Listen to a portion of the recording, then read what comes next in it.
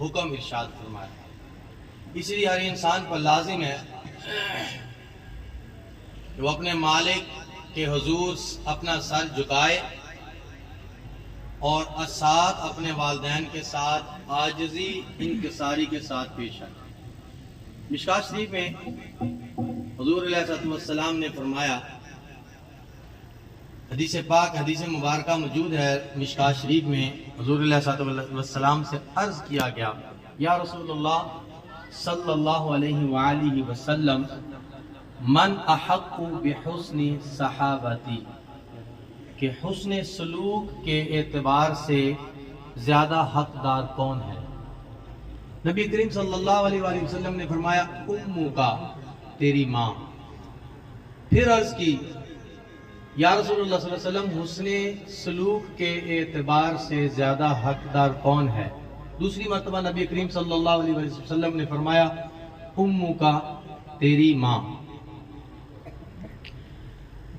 تیسری مرتبہ نبی کریم صلی اللہ علیہ وآلہ وسلم سے پوچھا، یا رسول اللہ صلی اللہ علیہ وسلم، حسن سلوک کے اعتبار سے زیادہ حقدار کون ہے؟ تو نبی کریم صلی اللہ علیہ وآلہ وسلم نے تیسری مرتبہ بھی یہی فرمایا، امو کا، تیری ماں۔ چوتھی مرتبہ نبی کریم صلی اللہ علیہ وسلم سے جب پوچھا گیا، یا رسول اللہ صلی اللہ علیہ وسلم، حسن سلوک کے اعتبار سے زیادہ حقدار کون ہے؟ تو حضور علیہ السلام نے فرمایا، ابو کا، تیرا والد۔ اس کا مطلب ہے کہ والدہ کا اولاد پر والد سے زیادہ حق ہے۔ اس لیے حقائق میں ہے کہ ایک شخص نے اپنی بوڑھی ماں کو 7 مرتبہ کندھوں پر اٹھا کے حج کروایا، اور طواف سے جب فارغ ہوا تو حضور علیہ السلام کی بارگاہ میں اس نے عرض کی کہ یا رسول اللہ صلی اللہ علیہ وآلہ وسلم، میں نے 7 مرتبہ اپنی بوڑھی ماں کو کندھوں پہ اٹھا کے حج کروایا ہے، کیا اپنی والدہ کا میں نے حق ادا کر دیا؟ نبی کریم صلی اللہ علیہ وآلہ وسلم نے فرمایا کہ تو نے ایک رات کا بھی حق ادا نہیں کیا۔ تو شاعر کہتا ہے، جنت ملدی ماں دے قدماں اندر سیس جھکائیں، جنت ملدی ماں دے قدماں اندر سیس جھکائیں، ماں دا حق ادا نہیں ہوندا لکھ بھی حج کرائیں۔ آج کے دور میں حضرت سلطان عارف حضرت باجی بستامی اکثر فرمایا کرتے تھے کہ مجھے جتنے مقام اور مراتب حاصل ہوئے ہیں، اس میں سب سے زیادہ مجھے یہ مقام اسی وجہ سے حاصل ہوا ہے کہ میں اپنے والدین کی اطاعت کرتا تھا، فرمانبرداری کرتا تھا، حسن سلوک سے پیش آتا تھا، اور عاجزی اور انکساری کے ساتھ پیش آنے کی وجہ سے یہ مجھے مقام اور مراتب حاصل ہوئے۔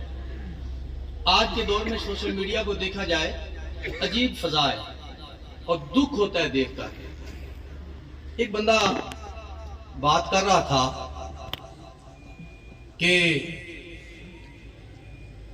شپ جو ہے، بحری جہاز، اس کا انجینئر تھا، اس کا ایک ہی بیٹا اکلوتا، اور اس انجینئر کی 10 لاکھ تنخواہ تھی۔ اسلام آباد میں E11 میں اور F10 میں اس کے 6 بنگلے تھے، اور 10 کے 15 اس کی بڑی بڑی گاڑیاں تھیں۔ اور ایک بیٹا تھا، جب وہ تھوڑا کمزور ہوا نا، اس نے اپنی ساری جائیداد اپنے بیٹے کے نام کر دی۔ تو بیٹے نے سب سے پہلا کام کیا کیا، اپنے والد کو لاوارث طور پر اولڈ ہاؤس میں جمع کرا دیا،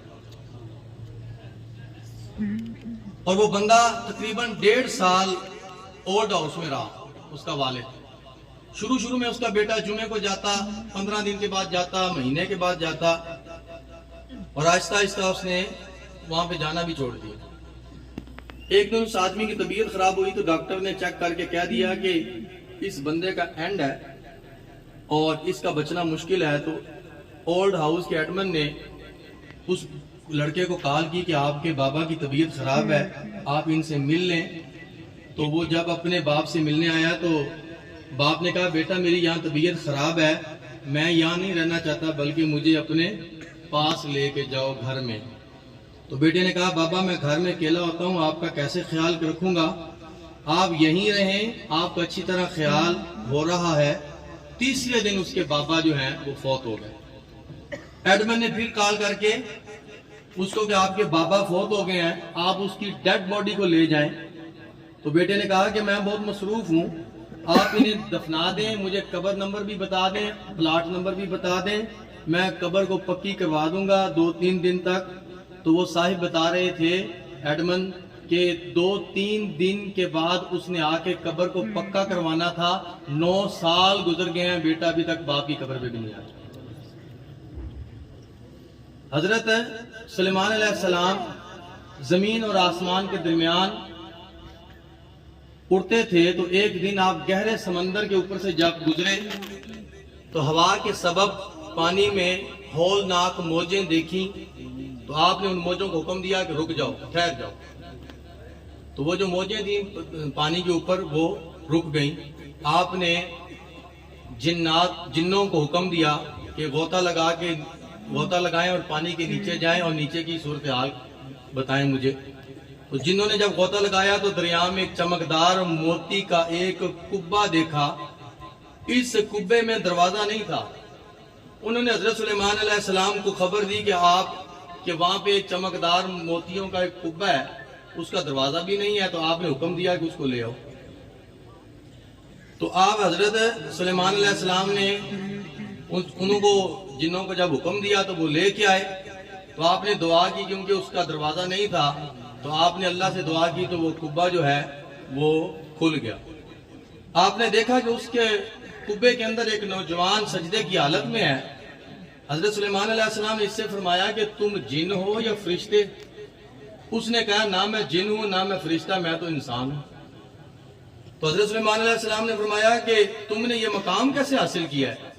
तो नौजवान ने क्या कहा कि माँ बाप के साथ नेकी और हुस्ने सलूक करने की वजह से मुझे ये रुतबा अनायत हुआ,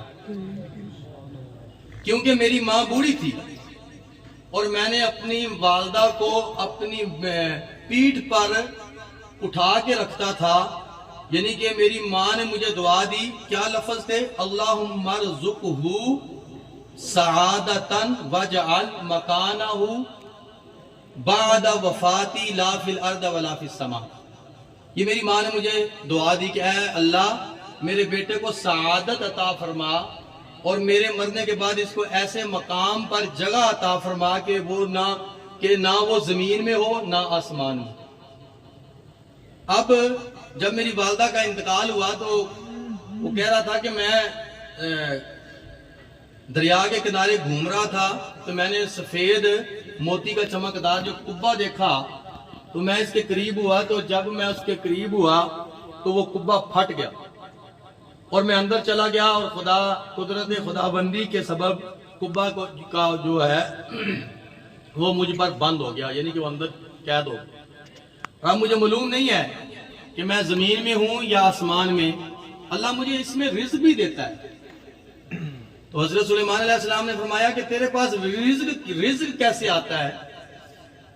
तो कहने लगा कि जब मैं भूखा होता हूं ना तो दरख्त से फल निकलता है और दूध से ज्यादा सफेद और शहद जो मीठा और बर्फ से ज्यादा ठंडा होता है। बस मैं फल खाता हूं, शहद पीता हूं, जब मेरा पेट भर जाता है और वो गायब हो जाता है।